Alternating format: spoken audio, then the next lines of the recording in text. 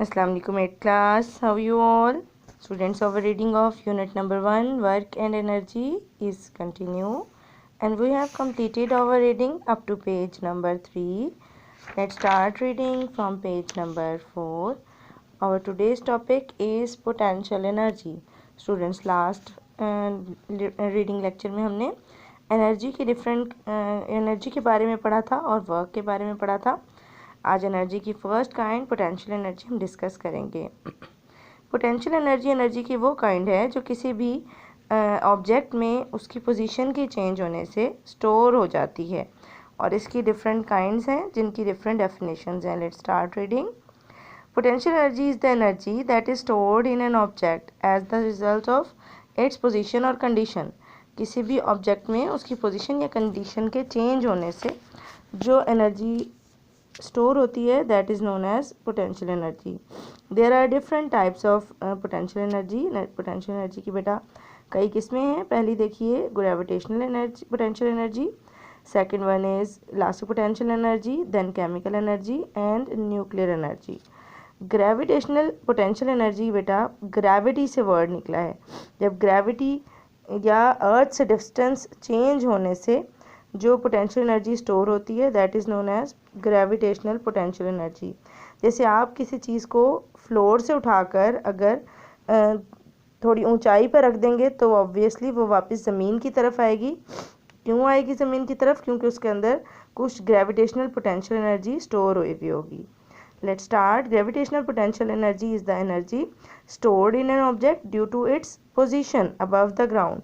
ज़मीन के ऊपर पोजीशन की वजह से जो एनर्जी स्टोर होती है उसे ग्रेविटेशनल पोटेंशियल एनर्जी कहते हैं। Drop a plate when you are washing up and it fall to the floor. जब आप प्लेट गिराते हैं वॉश करते हुए तो वो ज़मीन की तरफ जाती है। Throw a ball into the air. हवा में अगर आप बॉल थ्रो करते हैं it always comes back down, तो वो भी हमेशा नीचे आती है।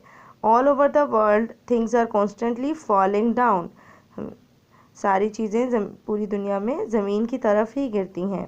This downward motion is due to the force of gravity. Gravitational force pulls all the objects toward the centre of the earth. क्योंकि ग्रेविटेशनल फोर्स सारी चीज़ों को, तमाम ऑब्जेक्ट्स को ज़मीन के सेंटर की तरफ अट्रैक्ट करती है, पुल करती है। सर आइजैक न्यूटन, ये आपके सामने सर आइजैक न्यूटन की डायग्राम बनी हुई है students. come to the conclusion that gravitational force exists between all the bodies। Sir Isaac Newton इस नतीजे पे पहुंचे थे कि ग्रेविटेशनल फोर्स जो है वो तमाम बॉडीज़ के दरमियान एग्जिस्ट करती है। Not only the object attracted to the earth, ना सिर्फ जो ऑब्जेक्ट्स हैं वो ज़मीन की तरफ उनकी अट्रैक्शन होती है, they also attract each other, बल्कि वो एक दूसरे को भी अट्रैक्ट करते हैं। Usually we don't notice the tiny forces between small objects. हमें आमतौर पे इन स्मॉल ऑब्जेक्ट्स के बीच में फोर्सेस का पता नहीं चलता। However the larger the object are the greater the gravitational force between them. क्योंकि जितनी ज़्यादा कोई ऑब्जेक्ट जितना ज़्यादा बड़ा होगा उतनी ही उसकी ग्रेविटी या ग्रेविटेशनल फोर्स भी ज़्यादा होगी। That is why we notice the pull of the earth gravitational field in our bodies. इसी वजह से ज़मीन की जो ग्रेविटेशनल फील्ड है वो हमें अपनी बॉडीज़ में महसूस होती है। Weight of an object is the force of gravity pulling on it. Weight जो है वो फोर्स ऑफ ग्रेविटी है जो ज़मीन की तरफ जो है जिसकी अट्रैक्शन होती है। The greater the force of gravity, जितनी फोर्स ऑफ ग्रेविटी ज़्यादा होगी pulling on the object, the greater its weight, उतना ही ज़्यादा उसका वेट होगा। Weight is measured in newton. Weight को हम न्यूटन में मेजर करते हैं। Just like any other force, किसी भी दूसरी फोर्स की तरह। On earth each kilogram of matter in an object weighs 10 newton. 10 newton जो है वो हर ऑब्जेक्ट का वो हर किलोग्राम के 1 kg के ऑब्जेक्ट का वेट जो है वो हम ग्रेविटी उसकी मेजर करते हैं। ठीक है, यानी हर ऑब्जेक्ट की जो ग्रेविटी है वो हम 10 न्यूटन मेजर करते हैं, उसके मास में हम मल्टीप्लाई करते हैं ताकि हमें उसके एक्चुअल वेट का पता चले। The earth has a gravitational field strength called जी। ज़मीन की जो ग्रेविटेशनल फील्ड की शिद्दत है उसको हम जी से रिप्रेजेंट करते हैं ऑफ 10 न्यूटन पर kg, और वो हर किलोग्राम पर, जो मैंने भी आपको बताया, 10 न्यूटन होती है। For example person with a mass 50 kg, यानी अगर एक इंसान है जिसका मैस 50 kg है तो उसका वेट कितना होगा, वेज 50 मल्टीप्लाई बाय जी। तो हम उसको जी से मल्टीप्लाई करेंगे। जी कितना है जी, अभी आपने पढ़ा, जी इज़ 10 न्यूटन। ठीक है, ग्रेविटी हर ऑब्जेक्ट पे 10 न्यूटन है, यानी जब आप 10 को 50 से मल्टीप्लाई करेंगी तो उसका वेट कितना आएगा, 500 न्यूटन। ठीक है जी। नेक्स्ट देखिए, the boulder has more gravitational potential energy than a small stone in the same position because it has a greater mass। एक बड़े से अगर पत्थर का आप देख लें तो उसका मैस जो है वो ज़्यादा होगा, इसीलिए उसका ग्रेविटेशनल पोटेंशियल एनर्जी भी उसमें ज़्यादा होगी बनिस्बत अगर एक पत्थर छोटा है तो उसकी ग्रेविटेशनल पोटेंशियल एनर्जी भी कम होगी।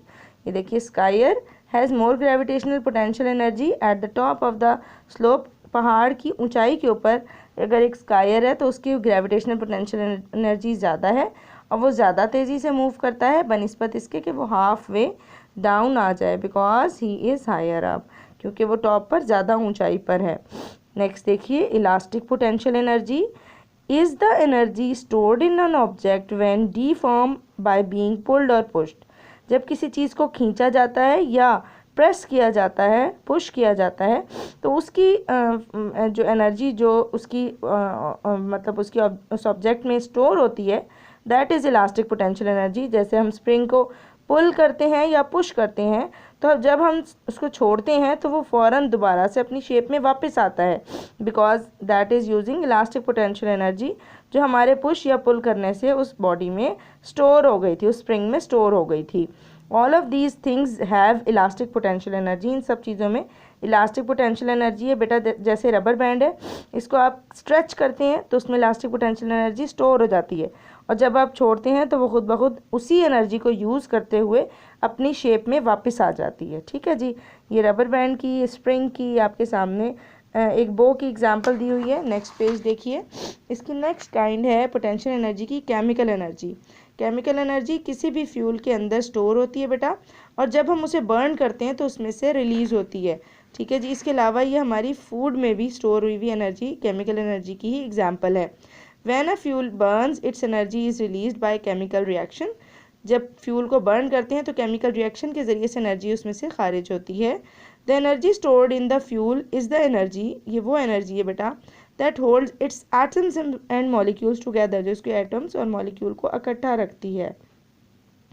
This energy is released by chemical reaction, क्योंकि ये एनर्जी केमिकल रिएक्शन की वजह से रिलीज होती है, that is why it is called chemical energy, इसीलिए हम इसे केमिकल एनर्जी बोलते हैं। Food is a store of chemical energy, so are electric cells, यानी फूड भी केमिकल एनर्जी का एक स्टोर हाउस है, यानी इसके अंदर भी हम ये कह सकते हैं कि केमिकल एनर्जी ही स्टोर है, जैसे कि बैटरी सेल्स में मौजूद होती है। इसकी लास्ट काइंड है जी nuclear energy. Nuclear energy is the energy contained in the nucleus of an atom, जो किसी भी एटम के न्यूक्लियस में स्टोर होती है। This energy released during the nuclear reaction. ये न्यूक्लियर रिएक्शन के बीच में दरमियान में एनर्जी हमेशा रिलीज़ होती है, which are of two types. इसकी बेटा दो टाइप्स है, nuclear fission reaction and nuclear fusion reaction. In nuclear fission an atom is split into two or more smaller lighter atoms. Nuclear fission में, लफ्ज़ fission किसे कहते हैं, फट जाना, यानी इसमें एक एटम जो स्प्लिट अप हो जाता है दो या दो से ज़्यादा छोटे एटम्स में। And in fusion in contrast occurs when two or more smaller atoms fuse together. Fusion लफ्ज़ फ्यूज से निकला है, जिसका मतलब है इकट्ठे हो जाना। जब दो या दो से ज़्यादा छोटे एटम्स एक दूसरे के साथ कंबाइन होते हैं तो फॉर्म करते हैं अ लार्जर हैवियर एटम, एक बड़ा और हैवी एटम, और बहुत ज़्यादा एनर्जी रिलीज़ होती है। इस प्रोसेस को कहते हैं न्यूक्लियर फ्यूजन रिएक्शन। स्टूडेंट्स, सन में every time nuclear fusion reaction हो रहा है, जिसकी वजह से हमारी पूरी अर्थ को एनर्जी मिल रही है सनलाइट से। ठीक है जी, और ये आपके सामने न्यूक्लियर फिशन प्रोसेस दिखाया हुआ है एक न्यूक्लियर पावर स्टेशन में। Thank you so much class. आपके आज के लेक्चर को यहीं पे एंड करते हैं। Revise your reading. Thank you.